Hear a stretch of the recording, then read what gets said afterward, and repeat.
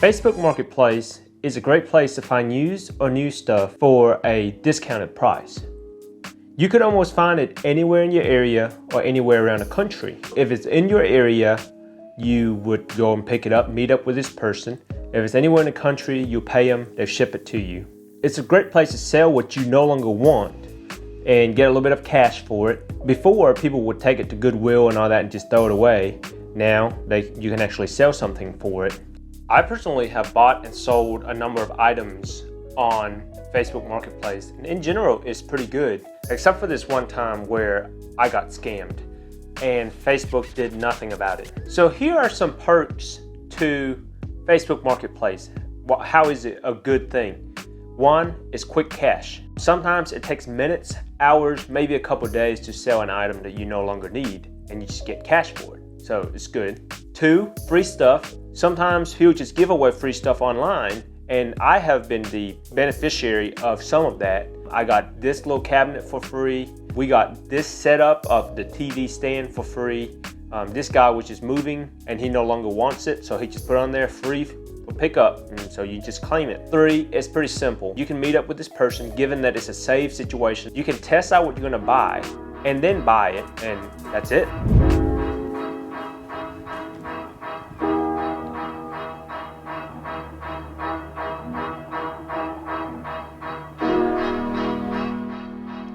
Kitty. He has a whole queen bed by himself. Yeah. Good kitty, good kitty. Big kitty. However, there are some uncertainties when it comes to buying stuff on Facebook Marketplace. For example, one, you don't know who you're meeting. So when you're sitting there in your car waiting on this person to show up, if you're lucky, you could look up their profile online and see what they look like and know what to expect. If they have, just a random picture as their profile, then you don't really know who you're meeting. So you're sitting there in your car, not knowing what to expect. And that is a strange feeling to have. Like, am I safe here? This day and age, you really don't know. And sometimes even if you can look on the profile and you see good stuff, can you really say that it's true? Not everything on the internet is true. So, but then I'm on the ultra careful side because this one time when I sold my camera backpack to this guy, his profile picture was really strange, and I'm sitting there, I was real nervous. This guy showed up, he was really nice. He talks about his photography page and stuff like that, and talking about how he's been looking for this for a long time and all that. So you don't really know what you're getting. So that is a bad part to Facebook Marketplace. On the other hand, if you buy this item online that says in perfect shape, but is it really in perfect shape? We don't know.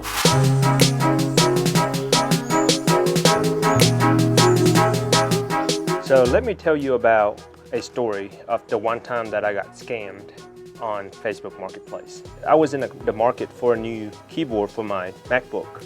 I was tired of dealing with a USB connector that you have to disconnect and connect, disconnect and connect. So what a first world problem, right?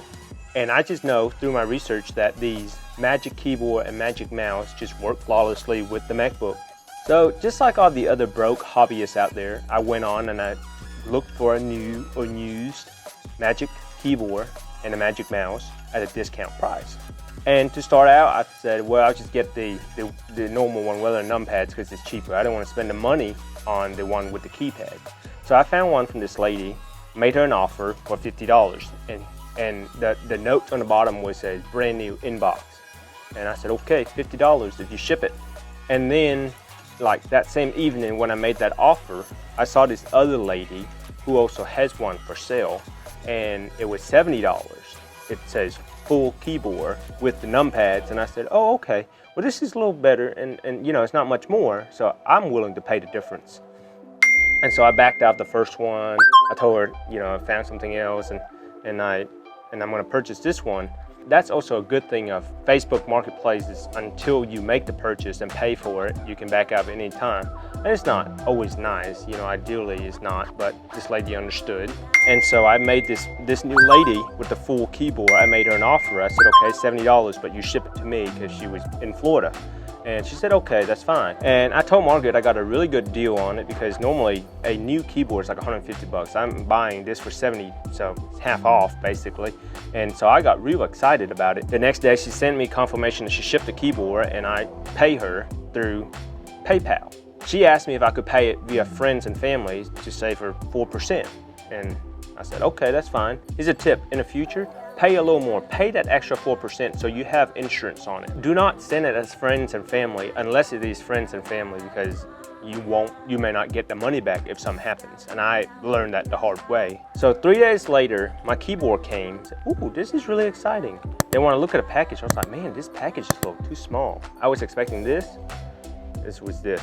And I'm like, something's not right. So I opened it up and it was not the full keyboard. It was just the mini keyboard, the half keyboard, that just the one without the numpads.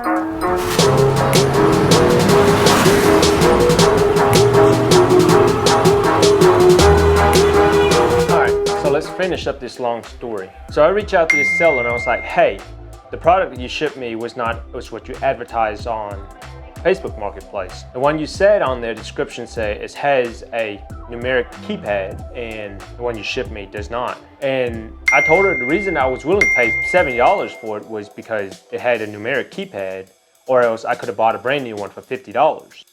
And she was like, I'm sorry, I took the photo of the keyboard and it was on there and you bought it. I don't know why the description on Amazon said it has numeric keypads. And I'm like, you're right, I never look at the picture. I just saw the description, so I went with the description. I told her, I was like, okay, we'll do this.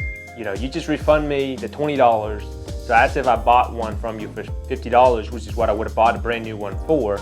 And I think that's fair. And she was skeptical at first. She didn't want to do it. And after a few hours, I was like, okay, she's not going to do it. And eventually she was like, okay, I'll refund you and we'll call it a day.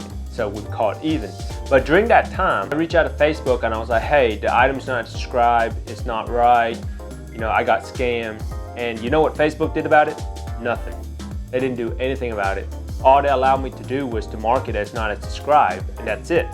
I couldn't rate the seller, I couldn't do any of it. And I looked up a few instances of people getting scammed, and again, there's just nothing they can do. So from this experience, I learned a few things, and I hope to share it with you so you guys don't run into the situation that I did. Number one is don't trust anything on Facebook Marketplace, the descriptions, the pictures, or anything like that unless you personally inspect it. Even so, then sometimes you still might get scammed. For example, around the same times when I bought my Magic keyboard, I bought a Magic mouse from this girl in college. And online, she said, brand new, never used. You know, it's missing the box. And so I went and met up and I inspected it. It's got all scuff marks, dents, and stuff like that. I'm like, this is not brand new. But at that point, I decided to buy it anyways because it was going to be cheaper than anything I could find. And it was in good enough shape. But the point is, at that point, I'm in control of whether I buy it or not. Number two, as you saw how I messed up, is do not pay using PayPal, family, and friends. Pay using business. Pay 4% more. You know, on $50, 4% is $2. I mean, okay, I would have paid an extra $2 just to know, just for the peace of mind that I could get my money back if I needed to. PayPal would have stepped in. I read that PayPal would actually step in and freeze the money until you get things straightened out. At that point, it might put enough pressure on the seller because you have the product, you're gonna get the money back, that they have to do whatever it is they do to correct it. Number three, which follows number two, is do not use Venmo to pay for stuff unless you inspect it in person. You know, I use Venmo, it's a lot, it's simple, it's easy, simple transactions between my friends and I, we do it. But for a business deal, I wouldn't do that. Number four, Facebook reporting a seller is as useless as a screen door on a submarine. It does not hold water. It doesn't do anything for you. Facebook will not step into the transactions unless it happens through Facebook. Even then, I don't know that they're gonna step in. I'm not gonna try it. There's not even one person that responded to my complaint. When I reported that person, all it let me do was to report that the item was incorrect, did not let me do anything else to their profile. You know, what I wanted to do was to mark the profile as ship stuff not as described, so it helps someone else down the road and it holds them responsible. Number five, I think it makes sense. Do not ever buy anything on Facebook Marketplace unless you can pick it up, personally inspect it and whatnot. Like, I wouldn't go online and buy a $2,000 camera and tell them to ship it to me. I wouldn't do that. Personally, I would just be willing to pay a little more money and not get scammed.